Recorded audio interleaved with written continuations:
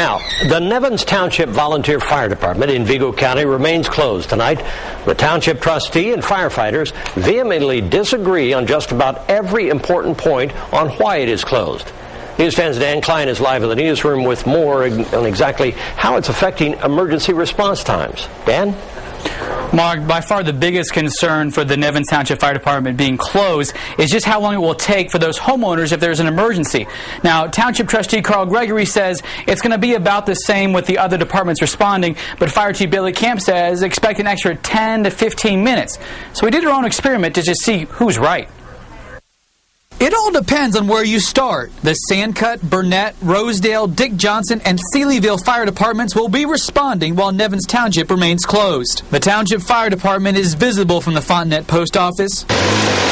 If the post office were to catch fire, it would take about 15 seconds to get on scene from Nevins Township. Now from Rosedale, it will take about 8 minutes, and that's a big difference in an emergency. Just down the street from the fire department, the Baldwin Street Bridge is still out. A fire on the other side takes about 3.5 minutes to drive to from Nevins Township. From Dick Johnson in Clay County, it's about 6.5, and from Sealyville, it's about 8.5. But the farther from Fontenette an emergency is, the less of a potential impact the closing makes.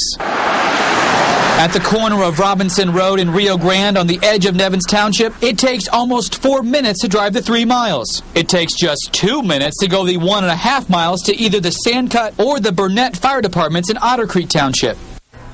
Now, obviously, this is a non-scientific experiment that doesn't take into account for road conditions, railroads, things like that. And while my car is smaller and has better acceleration, obviously, an emergency vehicle that has sirens blaring can go a little bit faster. And now, the one thing, of course, that I really didn't add in is the time it takes for a volunteer to respond and actually pick up a vehicle from the station. Assuming one answers the radio and a backup station doesn't have to be called. And, of course, that would have happened whether Fontenette is open or closed. Mark, back to you in the studio.